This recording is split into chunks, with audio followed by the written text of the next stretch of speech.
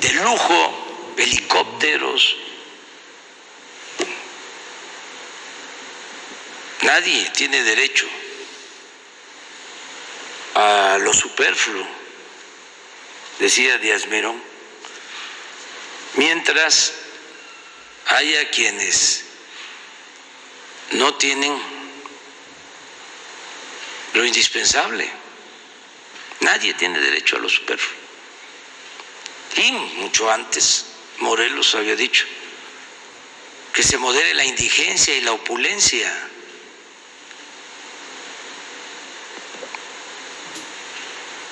Entonces, esa desigualdad insultante, pues sí produce polarización, pero es mejor ofrecer disculpas. Y ahí tienen que ir entendiendo poco a poco de que ya son otras condiciones, es otra la realidad. Y se va avanzando, ¿eh? Yo repito y repito lo que escribió don Antonio Ortiz Mena acerca de que deben de haber negocios, se tienen que promover los negocios, que tiene que participar la iniciativa privada, que tienen que obtener ganancias las empresas, pero decía, ganancias razonables. Y eso no existía aquí. Eran atracos, era saqueo, robo. Entonces, poco a poco vamos avanzando para que se termine con la corrupción, que no haya impunidad, que no haya extravagancias en el gobierno, que no haya lujos en el gobierno. ¿Qué es esto de los aviones? Es hasta ridículo. Solo estando acomplejados,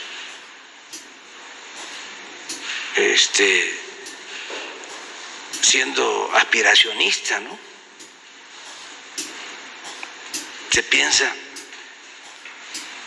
en tener aviones y helicópteros de lujo. El particular pues lo puede tener, si lo obtuvo con trabajo y con esfuerzo y de conformidad con la ley, pues su Ferrari y su yate y su avión. Pero un servidor público, un siervo de la nación, habiendo tanta pobreza, pero había una especie de enajenación, no se daban cuenta, lo veían normal.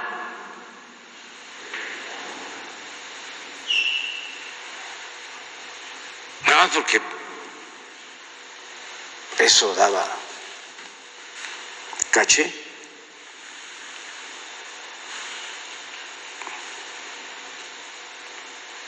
Se sentían muy importantes. El poder es humildad.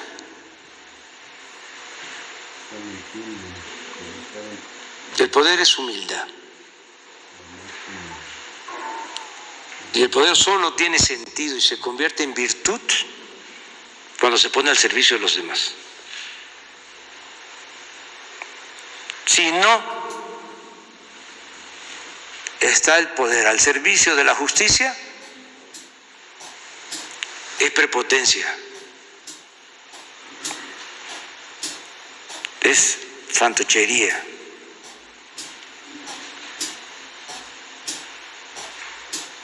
No sirve eso.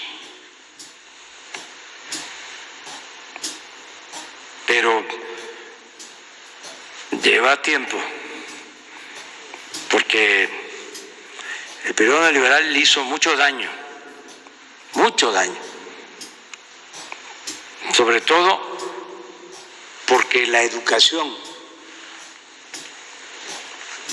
se orientó a lo individual, al triunfar a toda costa, sin escrúpulos morales de ninguna índole. Imagínense, quitaron la ética, la filosofía, el civismo. Bueno, quisieron borrar la historia.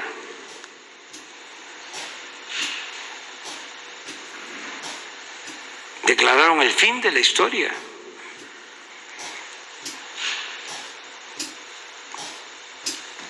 Y desde luego todo el potencial que tenemos, la gran reserva de valores que viene de lejos, se hizo a un lado. Nada más que eso es muy fuerte y no lo pudieron desaparecer, no se acabó. Sigue estando esa gran reserva de valores culturales, morales, espirituales en nuestro pueblo. Que eso es lo que nos está permitiendo y nos va a permitir regenerar la vida pública y lograr el renacimiento de México. Porque ahí están los valores, en nuestras familias, en nuestros pueblos. Esto de la corrupción, eso se dio arriba. Por eso fue colosal, un absurdo colosal,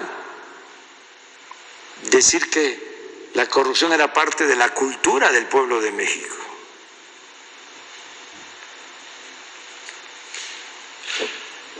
Gracias, presidente. Hans. Gracias, presidente. Hans Salazar, de Noticiero en Redes.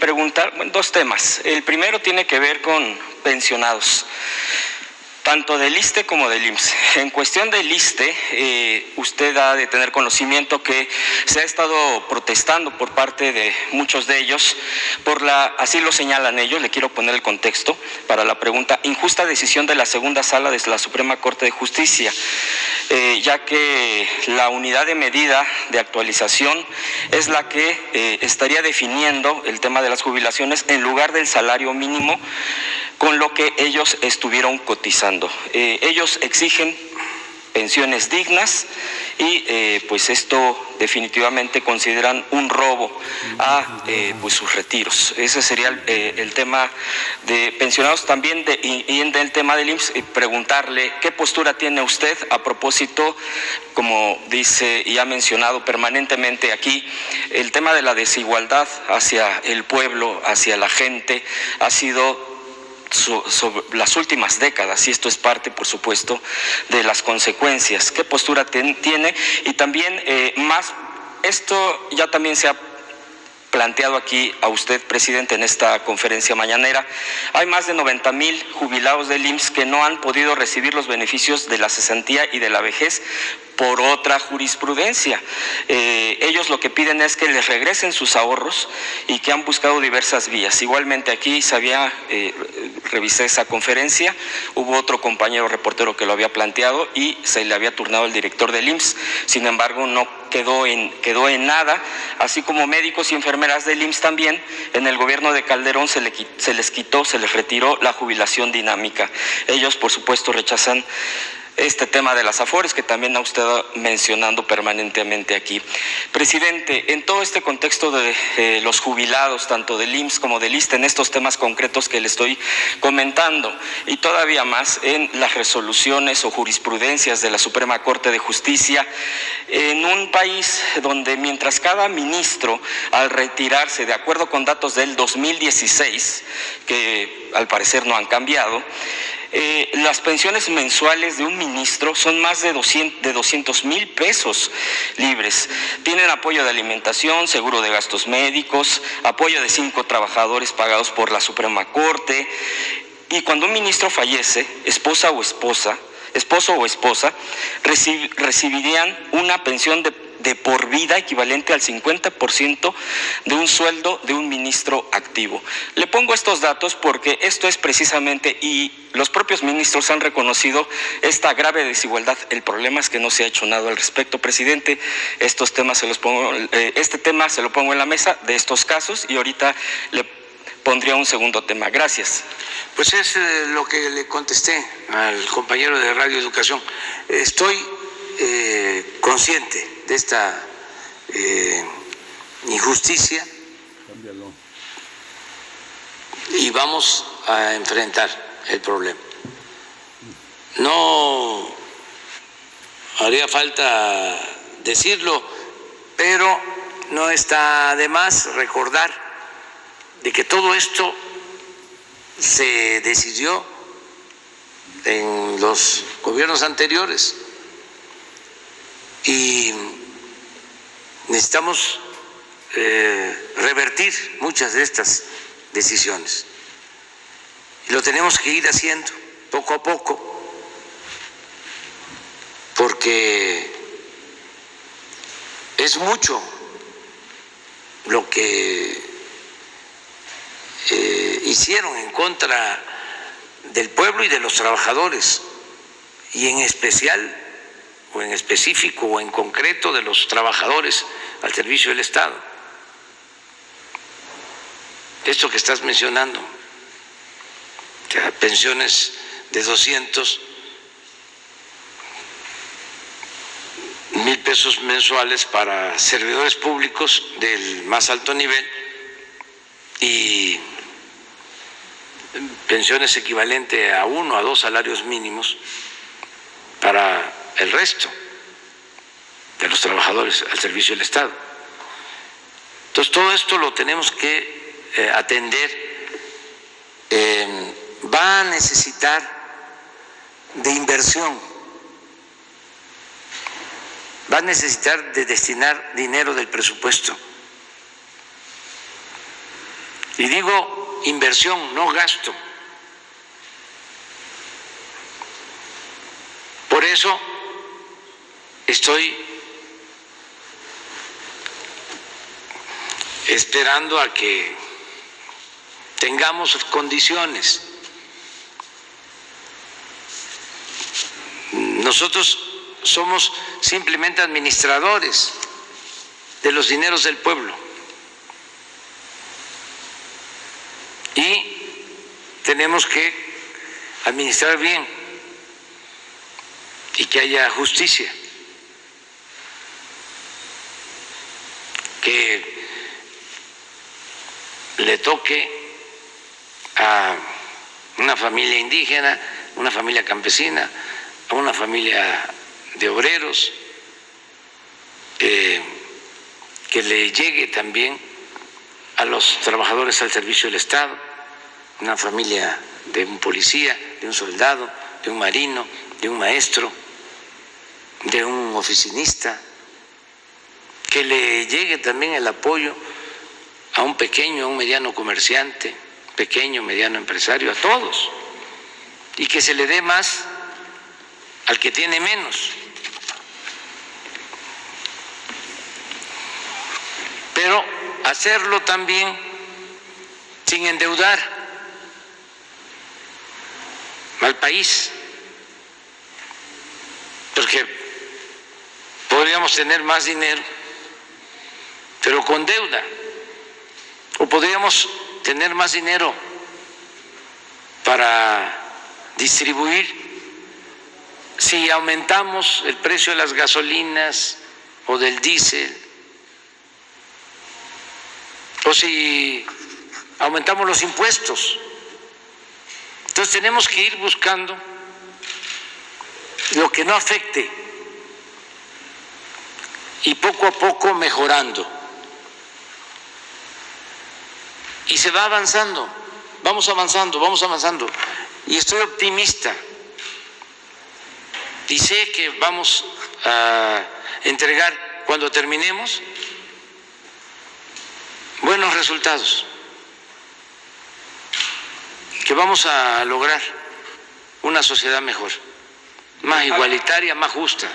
En este sentido, presidente, de revertir estas injusticias que le he planteado en este momento, ¿hay planes concretos? Sí, lo tengo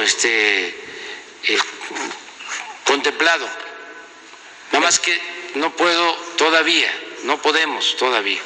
El revertir las sumas y todo esto. Sí, revertir las UMAS o buscar un mecanismo de compensación, independientemente del procedimiento, que el resultado sea garantizar pensiones justas a los trabajadores. Y en el tema de los reclamos del IMSS, ¿pudiera dar respuesta a Zoé Robledo si es que eso, tiene algo? Que Zoé les informe de cómo está. Yo estoy pensando en lo general, en lo de las sumas, o sea, cómo resolverlo, cómo mejorar a los trabajadores. Ese es mi trabajo. Nada más que estamos esperando que ya pase, termine este vendaval que originó la pandemia, aunque ya venía mal la economía, no hay que echarle la culpa de la crisis económica solo a la pandemia. Ya era evidente el fracaso del modelo neoliberal y se presenta la pandemia y se precipitó la crisis, que a nosotros lo que nos ayudó en lo económico es que ya habíamos iniciado a dejar de lado la política neoliberal. Incluso las recetas neoliberales que se utilizan para enfrentar crisis ya no las aplicamos nosotros, y eso nos ayudó. Y en los países donde utilizaron esas mismas recetas, económicamente les está yendo mal.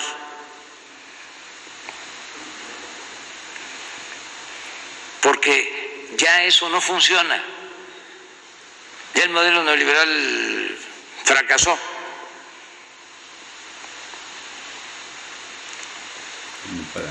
Y nosotros ya estamos aplicando un modelo nuevo.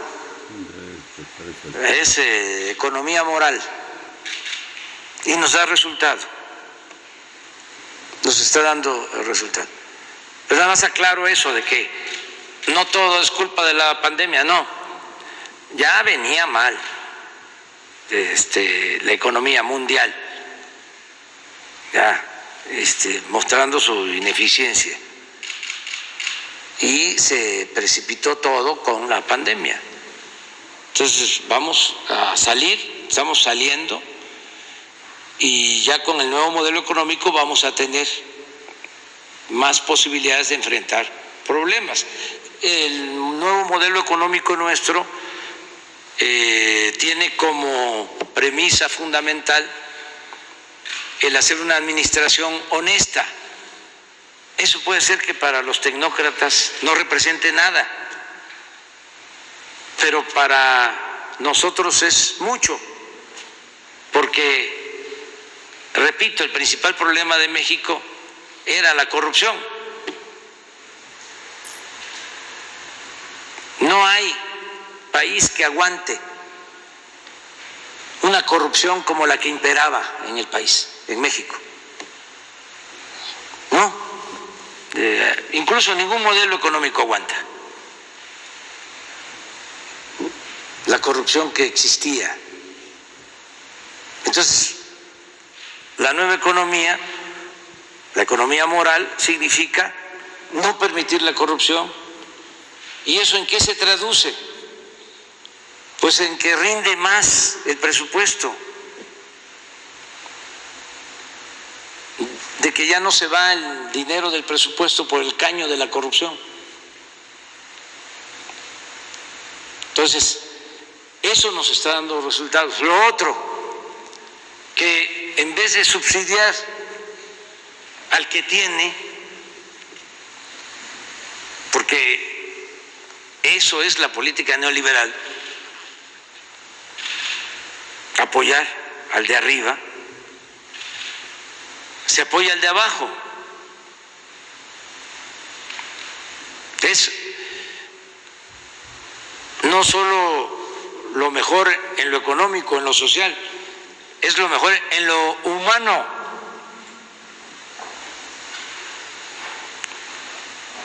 ¿Por qué digo que es lo mejor también en lo social? Bueno, porque si tenemos una sociedad mejor, va a haber menos inseguridad, menos violencia.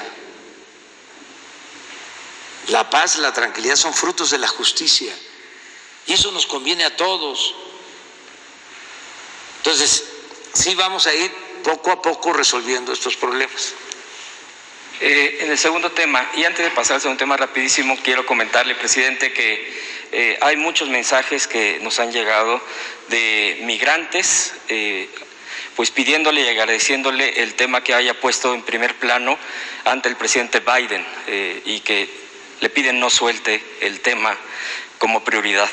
Bueno, en mi segundo tema quiero comentarle, en el contexto del regreso de Diego Fernández Ceballos a través de las redes sociales, a propósito, y esto de lo que mencionaba, se mencionaba hace rato por parte de usted, de la crispación, de la polarización, considera que este regreso de Fernández de Ceballos, porque ha sido un opositor, bueno, ha sido opositor constante, incluso usted en algún momento tuvo un debate con él hace ya varios años, donde se plasmaron las diferencias bastante profundas que hay.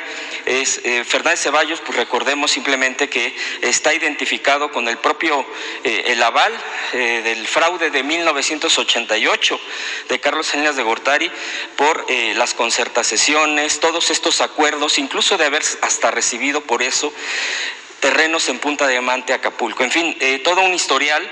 Y lo cito tal cual porque hace unos días, en este regreso que tiene Fernández Ceballos, dijo textual: lo que hice con Salinas lo volvería a hacer. Así textual lo dijo. Obviamente pues la embestida contra el gobierno actual que usted encabeza ha sido bastante fuerte. Por cierto, pues hace también un día, 2 días, un joven de nombre Manuel Pedrero le respondió a Ceballos: las nuevas generaciones también sabemos quién eres, no nos engañarás a los jóvenes, te lo aseguro. Vaya respuesta.